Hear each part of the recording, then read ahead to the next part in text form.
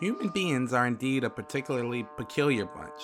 No other species derives pleasure from fear quite like we do, and the horror genre is solid proof of this fact. And with that being said, we've decided to take a look back at the greatest horror movies ever made, year by year, starting from 1970 to insert current year here. After trudging through a bit, we've now made our way to the 80s. For some, the greatest decade for horror, the most derivative for others. Indeed, the modern horror film crystallized in the 1970s, thanks to pioneering work from the likes of Ridley Scott and John Carpenter. But it truly exploded in the 1980s. Sequels and rip-offs of Halloween and other slasher films became hugely prevalent and popular, aided by the boom of VHS, while directors like Carpenter, Dario Argento, and David Cronenberg built on their great 1970s work with further masterpieces. New filmmakers emerged, and some old masters like Stanley Kubrick turned their attention to the genre as well. We'll eventually make our way through the entire decade, but for now, this is the 10 best horror movies of 1980.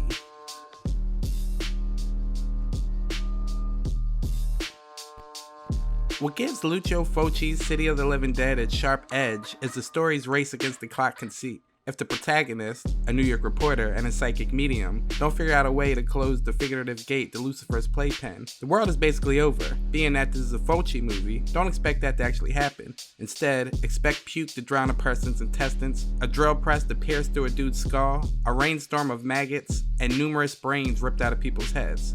You know you love this stuff.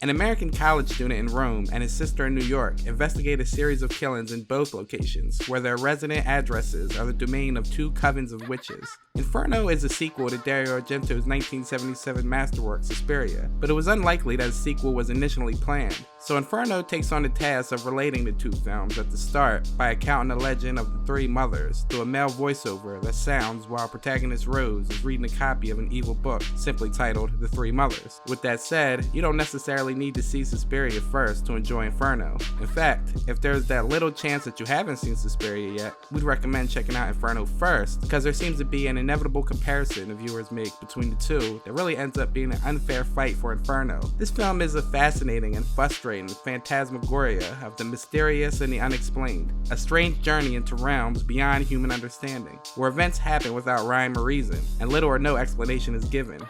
Sound familiar? But men call us by a single name, a name which strikes fear into everyone's heart. They call us...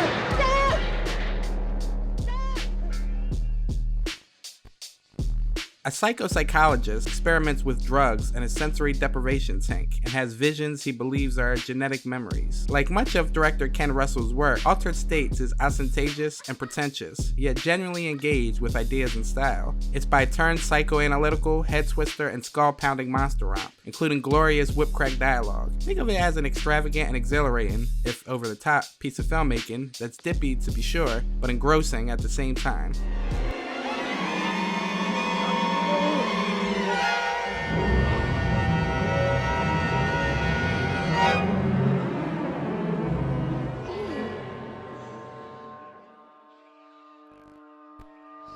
A psychotic man, troubled by his childhood abuse, loose in New York City, kills young women and takes their scalps as his trophies. This disturbing shocker is a dark character study in the form of a city slasher. Maniac has been hailed as one of the most troubling pictures ever made. Gruesome effects by Tom Savini highlight the feature, and adds even more to the already severely grim atmosphere. The shotgun to the face scene is always a crowd-pleasing moment. People have called the film an abomination, filthy trash, and even the worst of the worst, which just makes it all the more wonderful. The 2012 remake is actually worth checking out as well. What are you doing?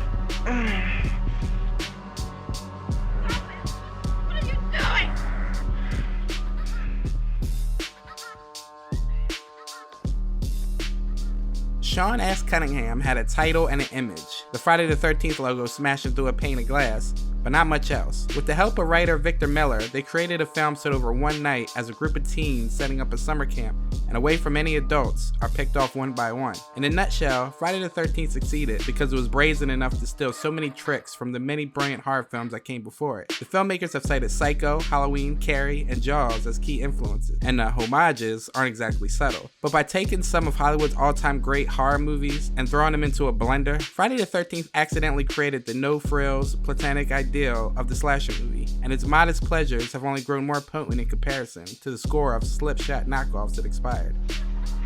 I got to warn you, you're doomed to stay. Go. Go. During a rescue mission into the Amazon rainforest, a professor stumbles across lost film shot by a missing documentary crew. This is a nasty film, sometimes quite difficult to watch, and is worthy of any depraved adjectives you could think of. It's also a near masterpiece by its director, Ruggero Deodato. It's a horror film in the most literal sense. It isn't necessarily scary, though it doesn't try to be. Despite its scenes of horrendous violence, it's not simply a gross-out movie. What the director attempted with this film is to disturb the viewer, provoke a reaction, and make that person think. This one right here truly stands in a league of its own, and its reputation is quite well deserved.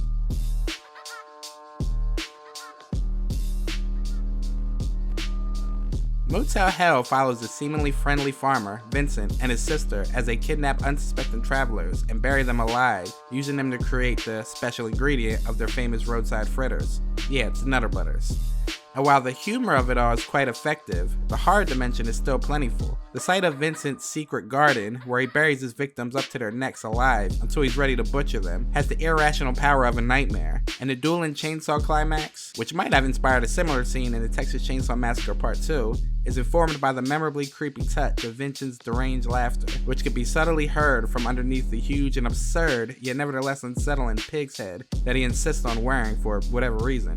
Tying the figurative room together, so to speak, is the film's heightened atmosphere of sleazy, remote, red light district woodiness, which is specific of 80s horror films and, in this case, suggestive of every weird country burg you've ever driven through as quickly as possible. Funny looking critters, ain't they, Vincent? Yeah, maybe so. But you know as well as I do, it takes all kinds of critters to make Farmer Vincent fritters. For a director, following up a mega hit is always going to be a daunting task. The expectations and the pressure must be immense. No one wants to find themselves relegated to the one-hit wonder barrel, after all. This was the position that John Carpenter found himself in 1980. His 1978 film, Halloween, had been a knockout success, and people were keen to see what this master of horror was going to come up with next to strike fear into the hearts of cinema-going audiences. Instead of sticking with the slasher genre he had helped create, he chose a different track, and directed and co-wrote with longtime collaborator Deborah Hill, The Fog, a low-key, small-scale chiller, full of the essence of old folks' tales told around bonfires. In the film, an unearthly fog rolls into a small coastal town exactly 100 years after a ship mysteriously sank in its waters.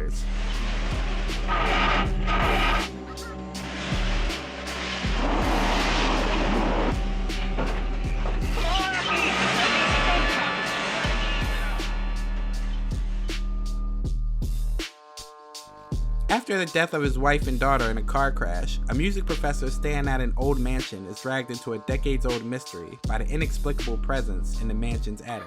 The Changeling is a classic old-school haunting film that every horror fan needs to see at least once. Practical effects, great acting, and perfect locations set the film apart from several of the same era. Cue this up next time you're home alone and have a storm brewing. Good times.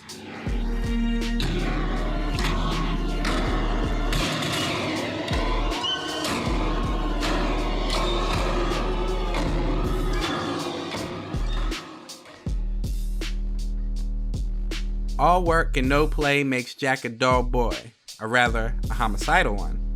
Yep, Stephen King may have hated it, but Stanley Kubrick's adaptation of King's novel is still essential viewing for anyone who even considered themselves a mild horror fan. The premise remains just as creepy as it did in 1980.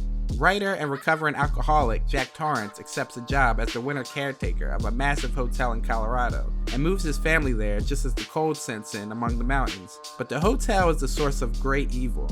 The iconic and freaky moments in the film are endless, whether we're talking about the rivers of blood pouring out of the elevator, Jack taking an axe to the door as he does his best Johnny Carson impersonation, the twin ghost girls who want you to come play with them, the naked woman in the bathtub, the list goes on.